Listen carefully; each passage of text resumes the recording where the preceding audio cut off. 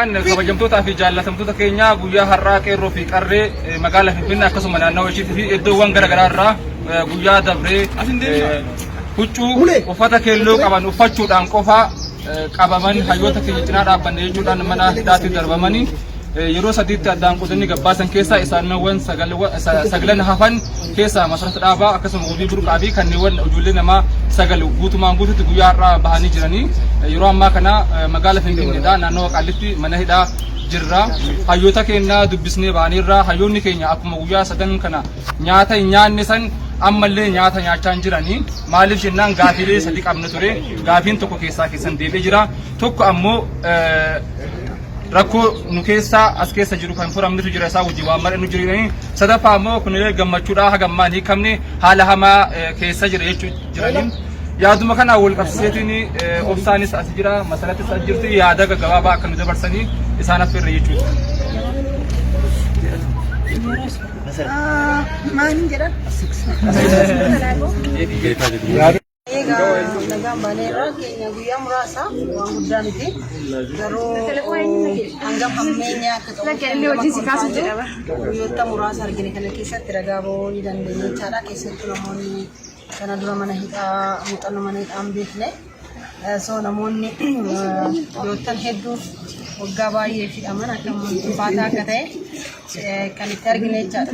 So kanuma wal qabsiisee yeroo darbe daddacha irratti argamuu fi uffata keelloo uffannee deemne uffanni keelloon kun immoo karaa nagahaatiin warreen hidhaman warreen darara keessa jiran akka bahaniif gaaffii dhiyeessineedha. Akkasumas chaalenjii yookiin warraaqsa jalqabneedha. Warraaqsi kun immoo karaa nagahaatiin otoo iyyi hin jiraatiin otoo dhaadannoon hin jiraatiin karaa nagahaatiin uffata qofa uffachuutiin isaan bira dhaabbachuu keenya kan mul'isnu ture. Kanaaf otoo achis hin gahin karaarra nu deebisanii nu qabanii kanaaf guyyoottan sadan darban achitti dabarsinee jechaadha. Kanaan wal qabatee egaa Jawaar Faantii akkasumas Baqqalaa fi Hamzaa fi Shamsadii Faantii nyaata erga guyyaa nuti qabamne galgala sanarraa kaasanii nyaata nyaachaan turre gara guyyaa sadaffaa isaaniiti. Amma isaan immoo dubbisne jennee gara yoo dhufnu isaan amma haga ammaas hin nyaanne gaduu hin bahanii nuti ijoolleen hidhaman dhufan jennaan gadi bahanirra. Kanaaf Jawaar dubbisee warri gubbanii ciisaniira ni dadhabanii Jawaaris baay'ee laafee jira dadhabbiit irraa mul'ata. Egaa ammas nyaata hin nyaanne jedhaniiti jechaadha. Sababiin isaas gaaffiiwwan sadi dhiyeessanii gaaffiin sadan kan jalqaba ijoolleen yeroo darbe dhaddacha irratti uffata keelloo uffatanii qabaman haa hiikamanidha. Inni deebi'ee jira. Kan biraa koloneel Gammachuu Ayyaanaa haala rakkisaa keessa akka jiruu fi erga biyyatti galee kaasee nama kana baay'ee dararaa turanii iddoo garaagaraatti hidhuutiin baay'ee dararra geessaa turanii amma immoo garana as fiduutiin jalqaba namoota keenya wajjin jedhamee ture achi baasanii bakka hin beekamne bakka nama yeroo darbee qalbeetiin wal waraanan jedhaman sana wajjin hidhamee kanaaf shakkii guddaa qabnaa nama kana ajjeesuuf deemanii kanaaf as ta'e erga as keessa jiraate ta'e namni kuni bakka sana bahee bakka biraatti akka hidhamu yoo ajjeesullee barbaadan asitti akka ajjeesne otoo laallu qabu kan jedhudha. Inni sadaffaan immoo waa'ee bulchiinsaa asuma keessa jirudha. Isa waliin kan haasofnu ta'a jedhanii jiranii baay'ees nu haasofsiisuu hin dandeenye. Tarii Boru Baqqalaa nu danda'a amma ciisaniirani ani xiqqoo ciiseen ka'e isin dubbisuu danda'a yaada jedhudha kan kaasanii. Kanaaf nuti hidhamtoonni nuti sagalee ta'aa fi jirruu fi uffata yeeloo muuvimentiin kun yeeloo chaalenjiin kun Jawaar Baqqalaa fi Shamsaddiin yookiin Hamzaa qofaa fi miti jechaadha. Hidhamtoota siyaasaa Oromiyaa keessa jiran hunda karaa nagahaatiin biyyi kun tasgabbii akka argatuuf Oromiyaan tasgabbii argattee Oromoon tasgabbaahee mirga abbaa biyyummaa isaa argatee gaaffii inni gaafatuuf deebiin argame barataanis baratee daldalaanis daldalee kunis hojjetee akka jiraatuuf kan barbaannu nuti siyaasa miti kan borcaa jirru warri siyaasaa haa hiikamanii dhimma siyaasaa dubbii siyaasaa warreen siyaasaa waliin haasa'anii haa bahanii dhagaafin keenya inni guddaan jechaadha nan sobu. Kanuma miti gaaffii biraa qabna. Kana waan ta'eef kanadha.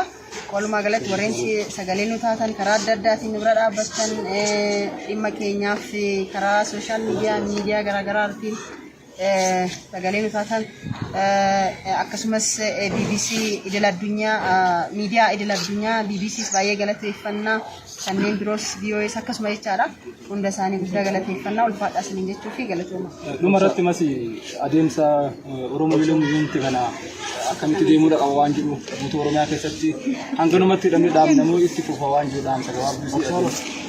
Egaa wanti na jechuu barbaadu kun jalqabbiidha. Jalqabbiin kun immoo amma fakkeenyaaf mana murtiitti yeroo darbee dhaddacha addaatee ture abbaan murtii sanas gaafatanii turanii abbaan murtii uffanni mana murtiitti dhiyaachuuf uffatanii seeraan kan daanga'e moo seerarra jira kan jedhu sun gaafatanii waan barbaadan uffatanii dhiyaachuu dandeessu yaada jedhu kaasaniiti jiranii garuu garas yoo dhufanii yeroo biraatiif dhaddacha hirmaachuu ta'uu danda'a gaafachuuf yeroo deemanii wanta barreeffama hin qabne wanta dhaadannoo hin qabne iyya hin qabne lola hin qabne garuu uffatuma keelloo jecha kan uffatanii tarii kunis mallattoo isaa ta'uu danda'a harkatti godhachuu danda'u ta'a keeppii ta'uu danda'a waan sana mul'isu bira dhaabbachuu kan jedhudha kun hanga gamtoonni siyaasaa Oromiyaa keessa jiran hunditti hiikamanitti kan itti fufu ta'a jechaadha kanaaf eenyuyyuu kan arrabsu eenyuyyuu kan xiqqeessu eenyuyyuu kan mormu miti jechaadha qabsoo namti jiru qabsoo karaa nagahaati qabsoo warri rakkatan warri hidhaman warri dararaman dafanii hiikamanii biyyituun karaa nagahaatiin hunduu karaa wal fakkaatuun tokko sodaata tokko immoo sodaachisaa ta'e akka hin jiraanneef hunduu biyyatti jiraatu akka ta'uuf mariin siyaasaa gaggeeffamuu qaba hooggantoonni siyaasaa haa hiikamanidha gaaffiin keenya ta'etti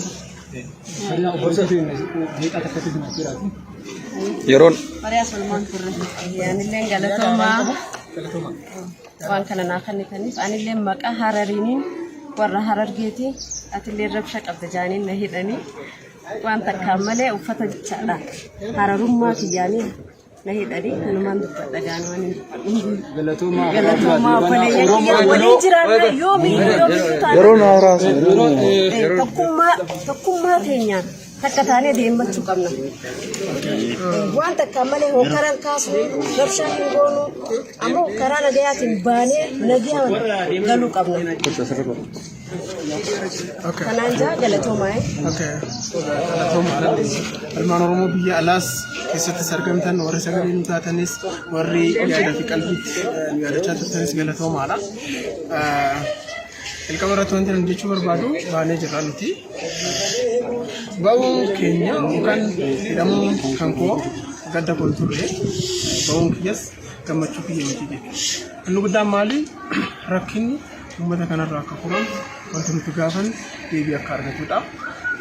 San barbaanna jechuudha inni guddaan hidhamaan siyaasaa kamiyyuu akka nuuf hiikamu biyyi keenya gama hundaan akka tasgabboof kana qofa barbaanna. Taa'ee qabsichaa irratti sun kun kaleessanii gallee har'an xumuramu.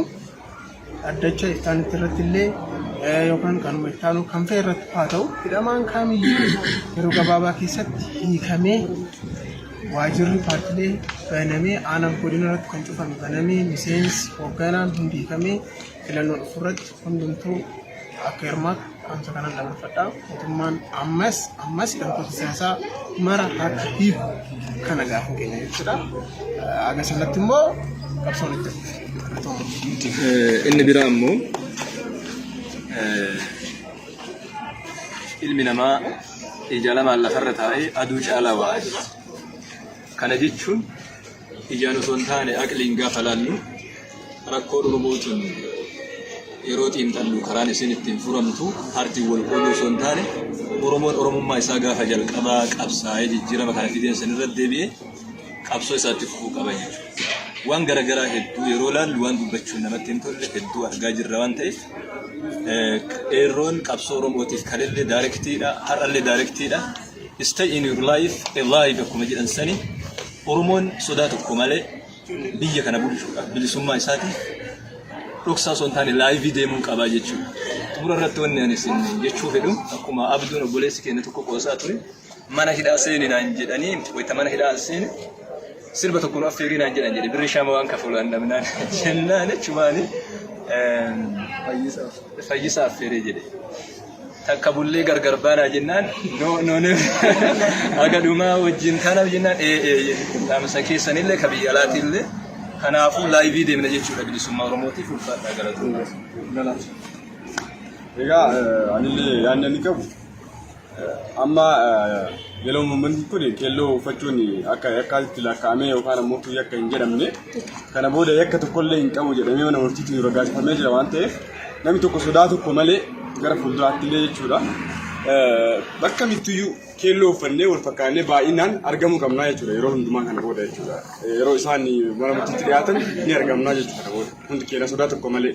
Maaliif abbaan murtiin murteessee jira keelloo yakka miti keelloo uffachuu yakka miti waan jedhameef jechuudha. Kanuma yaaliif.